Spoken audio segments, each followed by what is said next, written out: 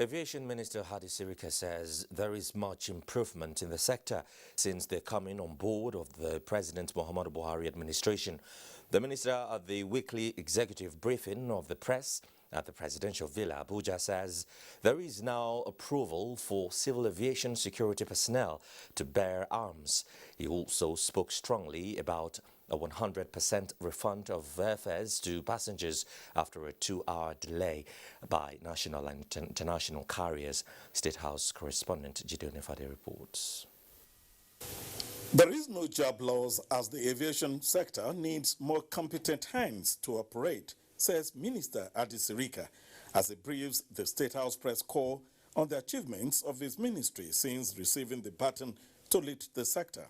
The minister explains that despite the fact that the sector was arguably the worst hit by the COVID-19 pandemic, it has received and continues to receive attention of the federal government. Things that we've been doing, all of the energy that President Muhammadu Buhari has been pushing into civil aviation and the money is actually to attend to those things that will make you safe, secure when you depart point A and arrive point B.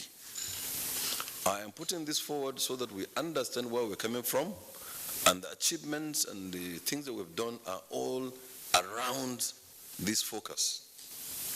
Some of the achievements, as the minister explains, include training of staff and capacity building, buying and installation of equipment, repair of runways, and many others targeted at lifting passengers safely to their destinations.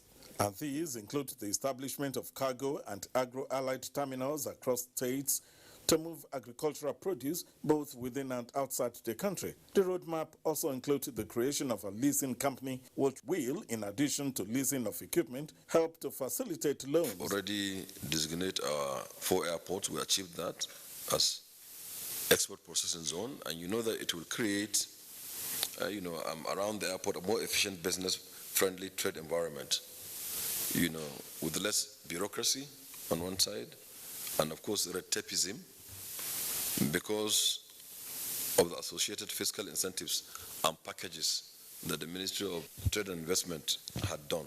On the alleged reversal of concessions and the outright sale of infrastructure, the minister debunks this, stressing that the federal government will continue to develop more infrastructure and put them in the hands of the private sector to manage on behalf of the people.